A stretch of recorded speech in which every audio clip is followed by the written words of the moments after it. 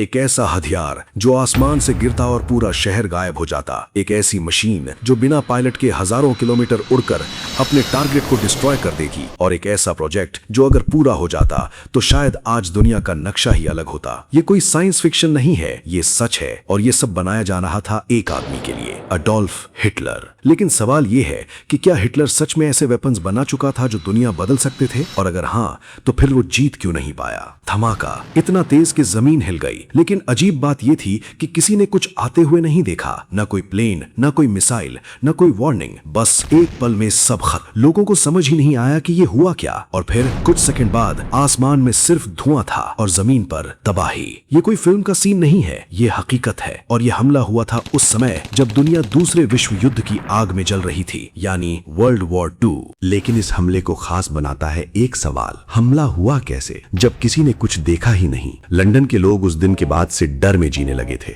हर रात उन्हें लगता था शायद अगला धमाका उनके घर पर होगा। लेकिन सबसे खौफनाक बात यह थी, ये हमले अनप्रिडिक्टेबल थे। कोई सायरन काम नहीं कर रही थी, कोई डिफेंस सिस्टम इसे रोक नहीं पा रहा था। और धीरे धीरे एक नाम सबके दिमाग में बैठने लगा, एडोल्फ हिटलर। लेकिन सवाल अभी भी वही था, हिटलर के पास ऐसा कौन सा हथियार था जो बिना दिखे, बिना सुने सीधे मौत बनकर गिरता था? कहानी यहीं से शुरू होती है। लेकिन इसे समझने के लिए हमें थोड़ा पीछे जाना होगा, उस समय जब हिटलर सिर्फ एक इंसान नहीं था बल्कि एक सपना देख रहा था, पूरी दुनिया पर राज करने का सपना। 1930s का जर्मनी, एक ऐसा देश जो वर्ल्ड वॉर 1 के बाद टूट चुका था। गरीबी, बेरोजगारी, ह्यूमिलिएशन। लेकिन इसी अंधेरे में एक आदमी लोगों को उम्मीद दिखा रहा था, एडोल्फ हिटलर। उसने कहा, हम फिर से दुनिया के सबसे पावरफुल नेशन बनेंगे। और लोगों ने उस पर भरोसा कर लिया। धीरे धीरे जर्मनी बदलने लगा, फैक्ट्रीज चलने लगी, आर्मी मजबूत होने लगी। लेकिन ये सब सिर्फ शुरुआत थी। हिटलर के दिमाग में कुछ और चल रहा था, कुछ ऐसा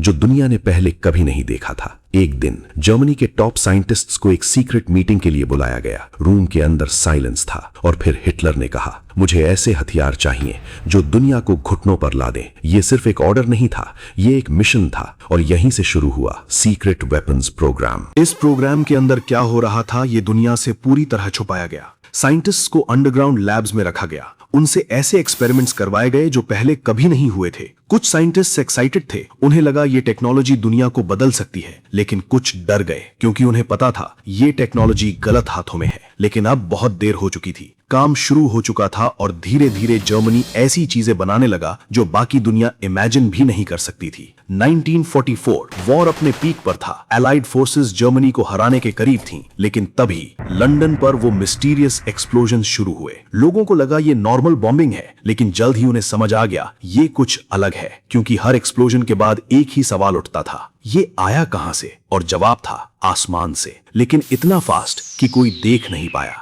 ये था दुनिया का पहला बैलिस्टिक मिसाइल, जिसे बनाया था हिटलर के सीक्रेट प्रोग्राम ने। लेकिन असली डर अभी बाकी था, क्योंकि ये सिर्फ शुरुआत थी। जर्मनी के पास और भी वेपन्स थे, और हर वेपन पहले से ज्यादा डेंजरस। इसी दौरान एलाइड फोर्सेस को कुछ सीक्रेट डॉक्यूमेंट्स मिले। इन डॉक्यूमेंट्स में लिखा था कि जर्मनी ऐसे वेपन्स बना रहा है जो वॉर का रिजल्ट बदल सकते हैं। जब ये रिपोर्ट्स लीडर्स तक पहुंची तो पैनिक फैल गया, क्योंकि अगर ये सच था तो हिटलर को रोकना ऑलमोस्ट इम्पॉसिबल हो जाता। लेकिन ये वेपन्स इतने पावरफुल होने के बावजूद एक अजीब चीज हो रही थी, जर्मनी हार रहा था। कैसे? जब उसके पास इतनी एडवांस टेक्नोलॉजी थी तो वो जीत क्यों नहीं पाया? क्या ये वेपन्स पूरी तरह रेडी नहीं थे, या फिर कोई ऐसा सीक्रेट था जो दुनिया से छुपाया गया? जैसे जैसे वॉर खत्म होने के करीब आया, जर्मनी के कई सीक्रेट लैब्स डिस्ट्रॉय कर दिए गए, डॉक्यूमेंट्स जला दिए गए, साइंटिस्ट्स गायब हो गए। और यहीं से शुरू होती है असली मिस्ट्री। क्योंकि जो चीजें दुनिया के सामने आईं, वो तो सिर्फ एक हिस्सा थीं,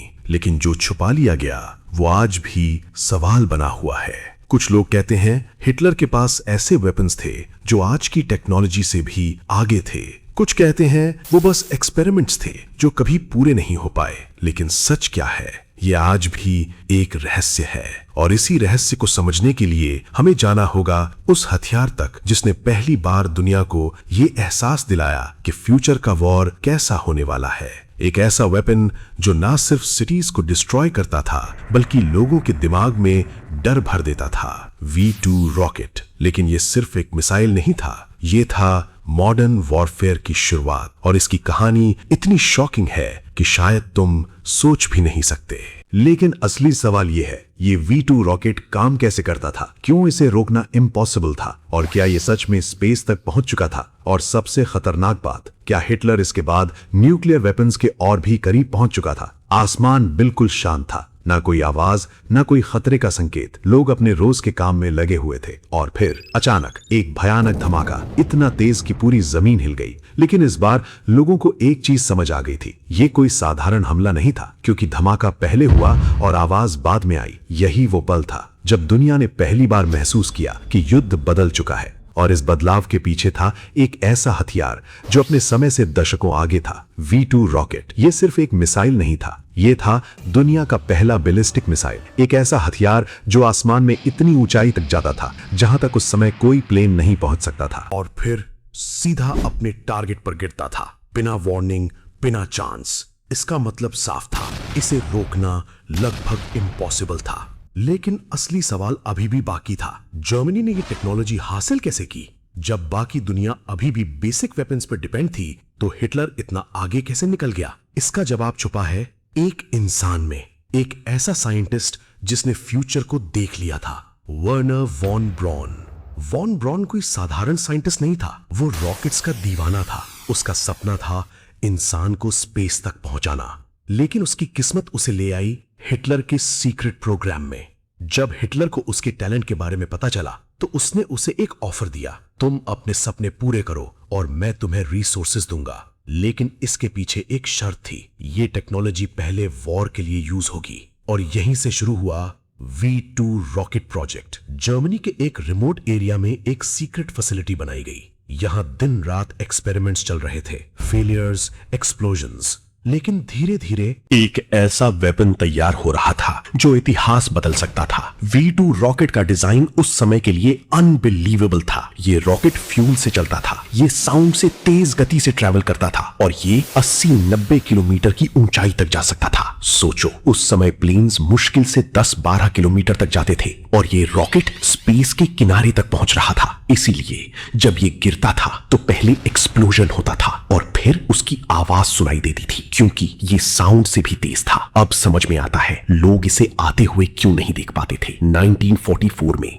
जर्मनी ने फाइनली इसे डिप्लॉय किया। टारगेट था लंदन। पहला अटैक इतना अनएक्सपेक्टेड था कि लोग समझ ही नहीं पाए क्या हुआ। लेकिन धीरे धीरे ये अटैक्स बढ़ने लगे। हर दिन, हर रात कहीं ना कहीं एक्सप्लोजन होता। लोगों की जिंदगी बदल गई थी। हर कोई डर में जी रहा था, क्योंकि अब कोई सेफ जगह नहीं थी। एलाइड फोर्सेस ने इसे रोकने की कोशिश की, रेडार सिस्टम्स लगाए, एंटी एयरक्राफ्ट गन्स लगाए, लेकिन सब बेकार, क्योंकि ये रॉकेट बहुत तेज था, बहुत ऊंचाई से आता था, और जब तक पता चलता तब तक बहुत देर हो चुकी होती। ये सिर्फ एक वेपन नहीं था, ये साइकोलॉजिकल टेरर था। लोग सिर्फ मर नहीं रहे थे, वो हर पल डर में जी रहे थे। लेकिन कहानी यहीं खत्म नहीं होती, क्योंकि V2 रॉकेट के पीछे छुपा था एक और डार्क ट्रूथ। इन रॉकेट्स को बनाने के लिए जर्मनी ने यूज किया फोर्स्ड लेबर। हजारों कैदियों को अंडरग्राउंड फैक्ट्रीज में काम कराया गया। कंडीशंस इतनी खराब थीं कि कई लोग काम करते करते ही मर गए। इसका मतलब ये वेपन सिर्फ बाहर डिस्ट्रक्शन नहीं कर रहा था, बल्कि अंदर भी इंसानियत को खत्म कर रहा था। अब सवाल ये उठता है, अगर ये इतना पावरफुल वेपन था तो जर्मनी जीता क्यों नहीं? आंसर सिंपल नहीं है, लेकिन शॉकिंग जरूर है। V2 रॉकेट बनाना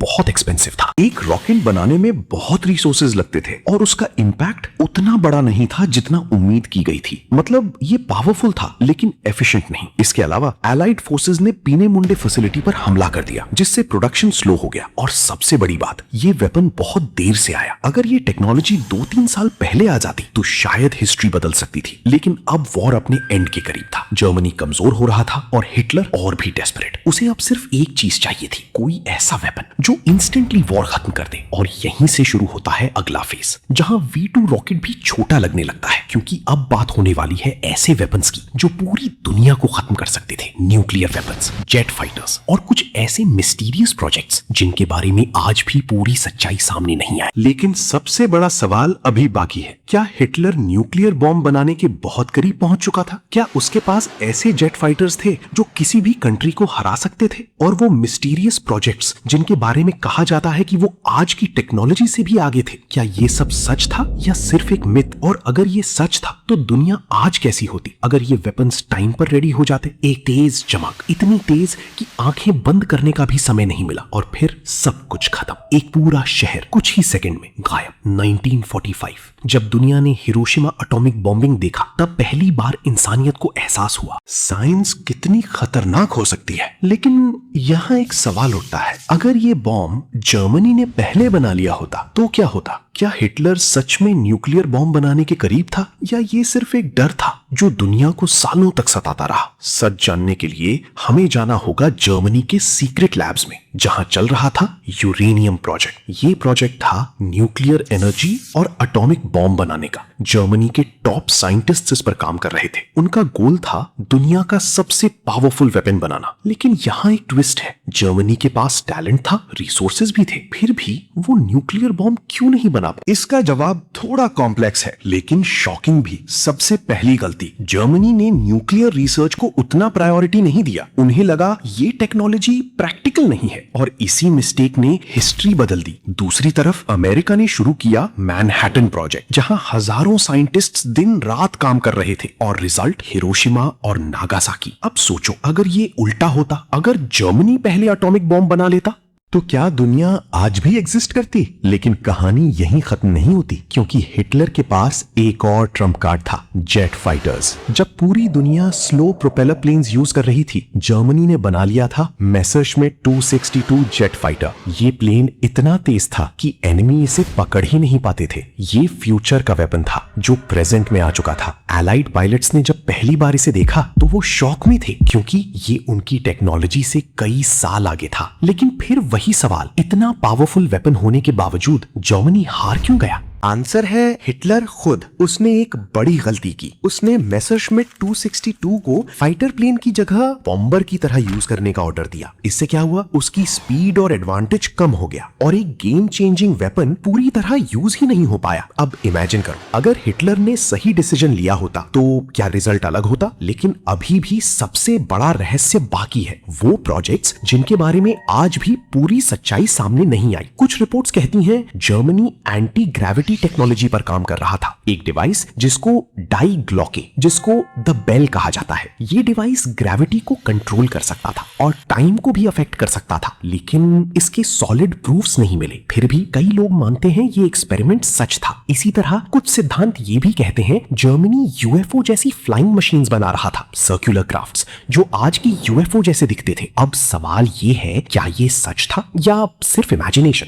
हिस्टोरियंस का कहना है इसका कोई स्ट्रॉन्ग एविडेंस नहीं है, लेकिन कुछ डॉक्यूमेंट्स ऐसे हैं जो सवाल जरूर खड़े करते हैं और यही चीज इस कहानी को और मिस्टीरियस बना देती है। अब पिक्चर क्लियर होने लगी है। जर्मनी के पास एडवांस्ड वेपन्स थे, लेकिन सही समय, सही डिसीजंस और सही एग्जीक्यूशन नहीं था, और शायद यही रीजन था कि हिटलर हार गया। 1945 जर्मनी कोलैप्स हो गया, हिटलर की डेथ हो गई और उसके साथ कई सीक्रेट्स भी खत्म हो गए। लेकिन क्या सच में सब खत्म हो गया? वॉर के बाद अमेरिका और सोवियत यूनियन ने जर्मनी के साइंटिस्ट्स को अपने साथ ले लिया। वर्नर वॉन ब्रॉन भी अमेरिका चला गया और बाद में नासा के स्पेस प्रोग्राम का हिस्सा बना। इसका मतलब क्या है? हिटलर की टेक्नोलॉजी खत्म नहीं हुई, वो आगे बढ़ी। आज के रॉकेट्स, मिसाइल्स, स्पेस टेक्नोलॉजी सब कहीं ना कहीं उसी रिसर्च से इंस्पायर्ड है। तो क्या हम ये कह सकते हैं कि हिटलर हार गया लेकिन उसकी टेक्नोलॉजी जीत गई? ये सवाल आज भी डिबेट का हिस्सा है। लेकिन एक चीज क्लियर है, साइंस एक टूल है और ये डिपेंड करता है इसे यूज कौन कर रहा है। अगर सही हाथों में हो ये दुनिया को आगे बढ़ाता है, लेकिन अगर गलत हाथों में हो ये डिस्ट्रक्शन बन जाता है। हिटलर की सीक्रेट वेपन्स सिर्फ मशीन्स नहीं थे, वो एक वार्निंग थे कि पावर और साइंस का गलत इस्तेमाल पूरी दुनिया को खतरे में डाल सकता है। तो